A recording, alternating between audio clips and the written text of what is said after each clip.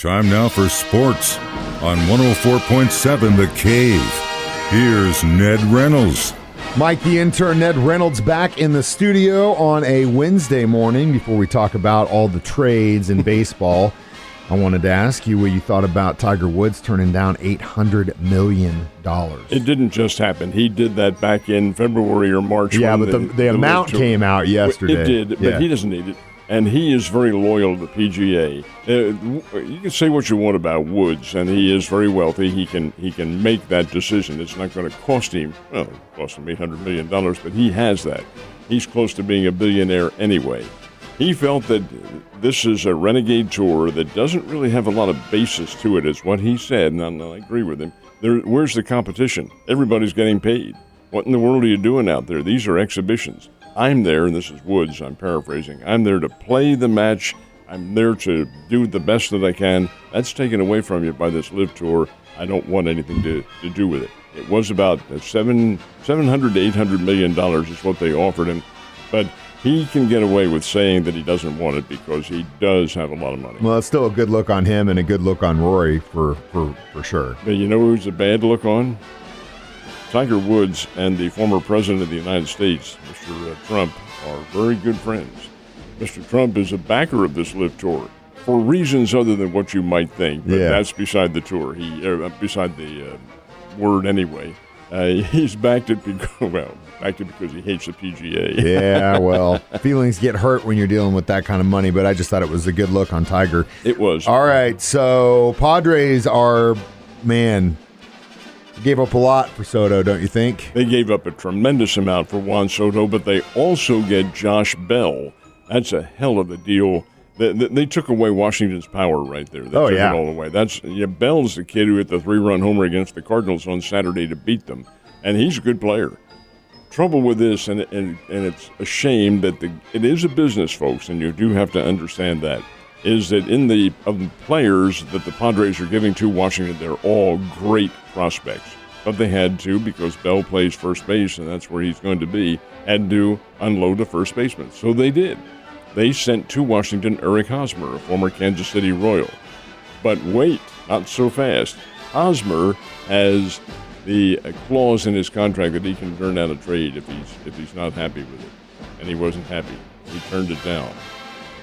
Oh, what are we going to do now? Oh, they had to trade another guy, another first baseman, and it happens to be Luke Voigt, the one-time Missouri State Bear. So he goes from a contending team that may be headed to the World Series to a team that is so bad they may have the worst record in baseball. What a shame that is. That it doesn't seem fair. Now, when the Padres, and it's a matter of when, not if, get into the playoffs and do well, they will Voigt a share of their playoff money. That's routine, that's customary, and it's understanding because he's been a part of the team. For over bunch half of home the year, runs and all that sort of thing. But it just seems a shame that he's taken away now from this. But it is part of the game. So what do you do with Hosmer? Said, are you all right with the trade to the Boston Red Sox? Well, yeah, you're gone. He didn't even get to give him the full yes before they opened the door to let him leave. Cardinals ended up making a move and getting another pitcher yesterday. Is that right? They did. Jordan Montgomery got him for Harrison Bader, which is a very interesting deal. Kind of sad to see Bader go. Bader was a Cardinal. Yeah, man. It's interesting because he's injured. He has a foot injury. It's called plantar fasciitis, and it can be very painful and very ongoing. Ask Yadier Molina about that. But they did make a deal very late, and we'll talk about some of the other deals coming up that were very late. And you had until 5 o'clock Central Time to make those deals. Man, they started coming at like 4 o'clock. I was just getting notification after notification after notification. That's because they waited until the last minute to see what deals they could make. The one that really impacted me was the big kid. They call him Thor. Noah Syndergaard. They got him from the Los Angeles Angels. And Syndergaard, at one time when he was with the New York Mets, was a huge flamethrower. I mean, blowing away everybody. Well, he had arm injuries and lost his effectiveness. Philadelphia picked him up as a starter, and hopefully for them to kind of boost them into the playoffs. Long way to go at the month of August and September and into early October before the wild cards and the contenders are going to be established. It's really interesting the way these deals were made. Yeah, well, it's going to be we're in the final stretch, really, before we get into postseason baseball. So these teams definitely need to start winning games. Last but not least, we had the football Bears in the Valley preseason poll this year. They are indeed, and very highly regarded. It came out the way I kind of think everybody thought it would. North Dakota State, the 9-time national champs and the Colossus of the Valley, are the overwhelming choice to win it again this year. They got 39 of the 41 votes that were cast, so they are the preseason number 1. South Dakota State is number 2, the Jackrabbits, and they are very good. The Bears are number 3. This is the highest ranking the Bears have had preseason in almost 2 decades. That is very, very good. This is a good team. Well, the Bears don't play North Dakota State this year. It's one of the rotation deals where they're not on the schedule. If they play them, it'll be in the playoffs. But they do play South Dakota State, and that is the conference home opener on September 24th, and that will be salty. Those guys are good. Bears are good. That'll be a dynamite game to see. You know who else will be salty? You after your tailgate that morning. Party. So Cardinals had the Cubs last night. They get the dub. They did indeed. 6-0 with Adam Wainwright getting the victory here. You knew that was going to happen. The Cubs are just a shadow of themselves. They're not very good. Cardinals need to beat up on them in these next 2 games that'll be coming up tonight and then tomorrow night. That's not to say that the Cardinals are going to lose all 3 games to the New York Yankees, who come in this weekend, but the Yankees are certainly a far different team than the Chicago Cubs. So the Cardinals have to make hay while they can. Cardinals are playing a weaker level of their schedule now. I think it's 46 of their final 60 games are against teams under 500. You've got to make hay while the sun shines, to use that old trite cliche. Anyway, Cardinals get a win, 6-0. And a big night, as always, for Paul Goldschmidt. He had 3 RBIs out of that one. Big night for the ball club. Hopefully they can keep that momentum going.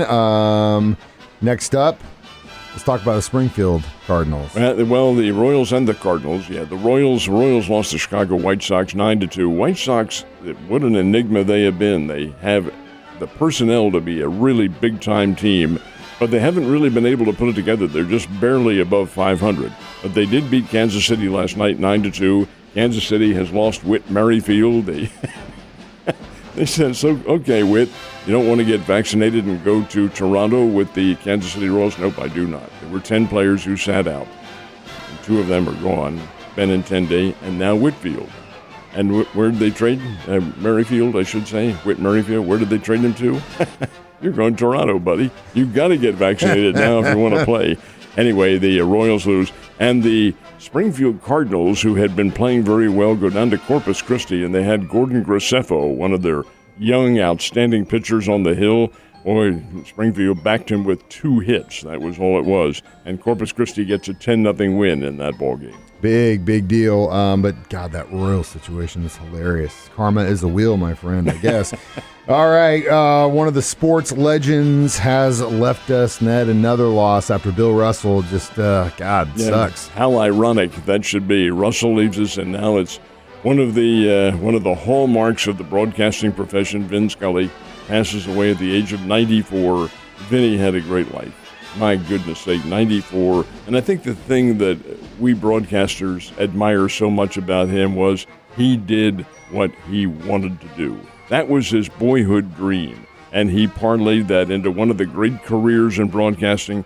Gosh, I remember him so well. Being a East Coast native and not very far away from New York City, grew up listening to Vin Scully and Red Barber doing the old Brooklyn Dodgers games back in the late 40s and early 1950s, and then when they moved to Los Angeles, he was the voice of the Dodgers. He was more than that, though. Vin Scully was the consummate broadcaster. He did football, he did some basketball, but his game and his team was the Dodgers, and he really brought them to life into the American lexicon because you identified the Dodgers with Vin Scully and the great boys of summer, as the book parlayed them to be.